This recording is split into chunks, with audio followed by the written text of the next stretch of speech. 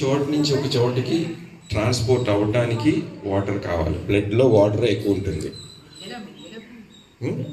Blood ఇది మనకి ఆ తర్వాత మన శరీరంలో ఇంప్యూరిటీస్ యూరిన్ ద్వారా బయటికి పోవడానికి కూడా వాటర్ కావాలి.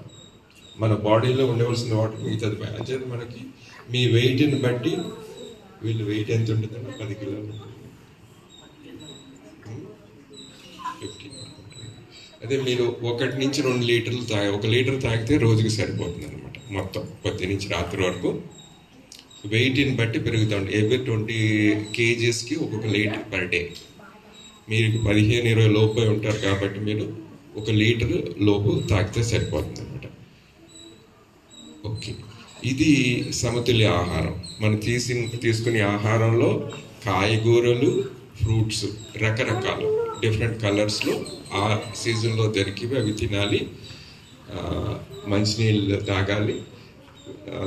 ఎగ్గు ఇంకా మిగతా నాన్ వెజిటేరియన్ తక్కువ అవి తీసుకుంటే మనకు కావాల్సిన ప్రోటీన్స్ కూడా బాగా అందుతాయి అన్నమాట.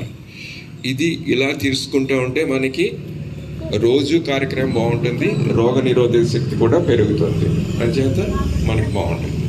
సరే, యోగా చెప్పారు. యోగా వల్ల ప్రయోజనం ఏంటి? యోగా ఎందుకు చేయాలి? యోగా చేయాలన్నారు కదా, యోగా ఎందుకు చేయాలి?